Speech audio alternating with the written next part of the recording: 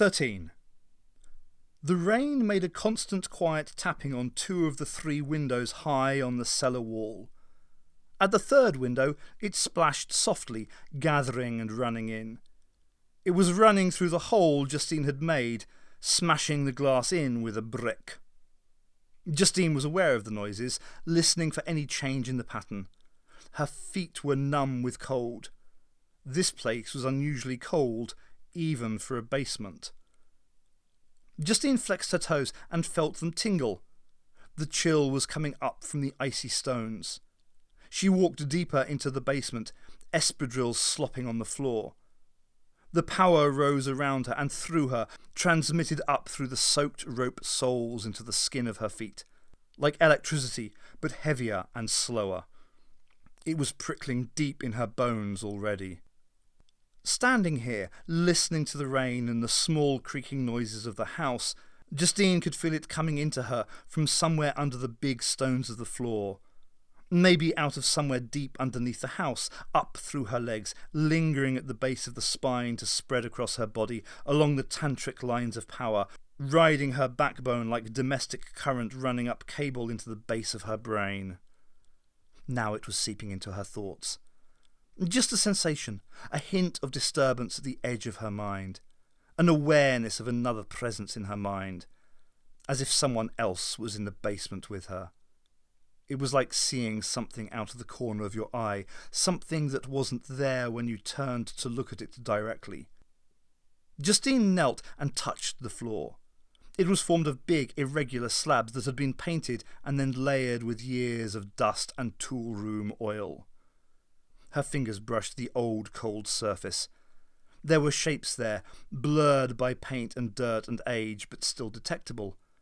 Patterns of symbols carved into the stone. The feeling was more intense now. She'd felt like this whenever she'd wandered near to the house.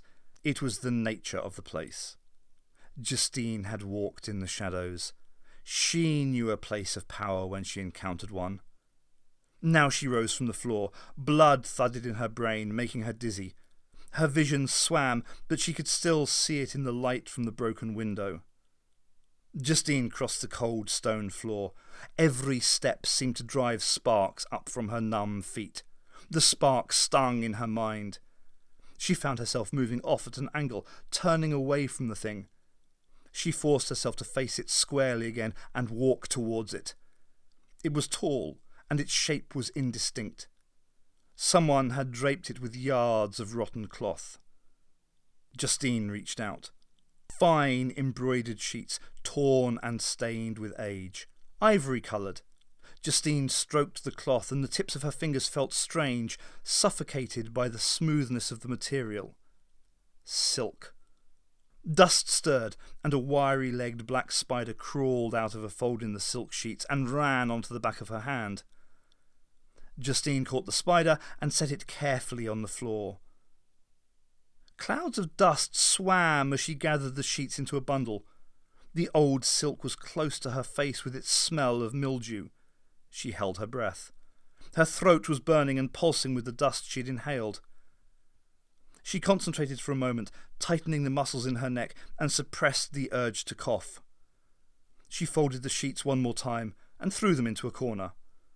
Only then did she let herself turn and look at the thing which had been under the sheet. One autumn, Justine had hitchhiked through the Channel Tunnel and onto Paris. She'd spent a week sitting in vigil at the Cimetière Père Lachaise beside Jim Morrison's grave. She had fasted, living on nothing but black coffee which she drank standing up in the cafes. Standing up was cheapest. She had fasted partly as an occult discipline, partly out of necessity. Sometimes she stole sugar cubes from the tables of cafes and ate those. Once a boy gave her a different sort of sugar cube, and she ate it with him. And she ate it standing with him at the entrance of the cemetery. That night she was certain that she saw something as she sat by the sacred place, some black leather lizard king shape moving in the shadows as she sat there weak with hunger. But that was all. She hadn't found what she was searching for. Justine returned to England and kept on looking, following clues and rumours. One day she knew she'd find what she was seeking, a doorway that opened to other worlds. Now the silk sheet was folded on the basement floor and Justine stood looking at it. A metal box like a deep wardrobe, thick blue paint on it, scarred and blistered. The absurd word police written across the top of it. Justine reached out to touch the doorway. "How is the TARDIS now?" said Ace, breaking miles of silence. "Waiting," said the Doctor. "Waiting for us?" The Doctor didn't reply. It took Ace a while to get used to the transmission, and the brakes felt a little spongy. When the rain started, she had a struggle to operate the wipers, but she soon got the hang of the car, and she was even beginning to enjoy herself by the time they were nearing the house. They passed the street sign that said Allen Road, and Ace saw that someone had dabbed white paint onto the second L so that it read Alien Road. She sighed. "Do you think somebody knows something?" The Doctor didn't say anything. They turned left into the gate and up the long gravel driveway. At the first big curve in the drive, Ace had to slam the A35 over hard to the left as a white transit van came storming past, travelling in the opposite direction, water spraying up from its tyres as it coasted through puddles. Ace was still swearing as they came out of the final curve of driveway, and she braked outside the house. Justine heard both the vehicles, first the van and then the car. By the time the van stopped, she was turning and running across the cold basement floor, squirming out of the window, cutting herself on the broken glass. By the time the van was gone and the car had arrived, she was past the tall Victorian greenhouse, running across the wet grass of the garden and into the fringe of the woodland 100 yards away from the old house. She stood under the dripping branches and watched. Ace parked the Austin in the big garage between the Volvo estate and the Saab 96. There was just enough room to get the door open and ease herself out past the Volvo, and then the Carman Ghia. The old stables had been a large building, but the cars crowded it. Ace moved through the darkness, between the Carman Ghia and the workbench.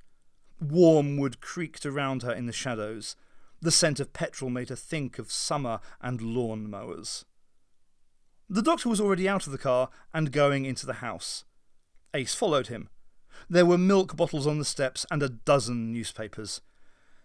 "You forgot to cancel the Mirror," said Ace, but the Doctor wasn't listening. She followed him into the living room and stopped dead. There, standing in the centre of the Persian carpet, was the grey plastic barrel. "How the hell did that get here?" "That white van you saw." "Yeah, I worked that out," said Ace. She went up to the barrel and stood beside the Doctor. He was smiling. That wasn't always necessarily a good sign. The surface of the barrel was speckled with moisture. Ace wiped a portion of the surface clean. "But how did you get it through customs so quickly?" "Diplomatic seals are handy things," said the Doctor. He circled the barrel, moving quickly on his neat little dancer's feet, unclipping a panel on the smooth plastic side of the barrel. It was like a small door with a compartment inside, but fitted so neatly flush with the barrel's surface that Ace hadn't known it was there. Inside was a small packet of metal and plastic tools. The Doctor plucked the pack out. He emptied it onto a cushion of the big sofa and discarded all the tools except one, a thin bar of metal curved at one end and sharpened at the other. He used the curve end to prise up the lid of the barrel. The plastic lid came free with a fat, wet, popping sound. Ace looked away, looking at the peeling wallpaper of the living room, the mottled ceiling plaster, down at the floor. She studied the carpet. It was just like one of Miss David's. Ace rubbed the toe of her shoe against it. Part of her mind registered one of the designs on the nap, rubbed thin by a century of wear. The shape had seemed just an abstract pattern to her before. She had sat in this room on long summer afternoons, watching the dust float sleepily in the air as the sunlight crossed the floor, patiently fading the carpet. Now she could make out the rotor blades and distinctive balance fins of an Odin gunship. Ace sighed and looked into the mouth of the barrel. There was nothing to see. A taut membrane of black film sealed it shut. The doctor reversed the tool and used the sharp end to rip into the membrane. A single droplet of milky liquid shot across the room and landed on the carpet. Mist drifted out of the mouth of the barrel. There was a smell that was both organic and medicinal, an unpleasant scent of menthol, and under it a heavy oily aroma like that of rancid butter. When the mist cleared, Ace could see inside. A crust sealed the entire surface of the liquid, a thick white plug of what Ace thought at first was ice. Then she realised it was some sort of white substance, like the fat that forms on a rich broth. She felt revolted at the thought. "What is this thing?" "Have you ever heard of cryogenics?" "Like when somebody gets sick with an incurable disease," said Ace. "They put them into a deep freeze." "Yes." "And they hope one day, in the future, someone's going to thaw them out and be able to cure the disease. Like Walt Disney." The doctor probed the thick white layer at the top of the cylinder, testing it with his fingers. Ace shuddered. He took a plastic spatula from the packet of tools and looked at her and smiled. "Except with cryogenics you need a lot of technology and a lot of money. This is the poor man's version. Instead of low temperatures, it involves chemicals in a gel which suspend the life processes. You take a durable container, fill it with the chemicals, put the person inside, and seal it carefully." The doctor studied the plastic spatula, testing its edge with his thumb. "The search for eternal life has been a recurrent motif in your cultures. It's a form of insanity, and this is one of its more benign manifestations.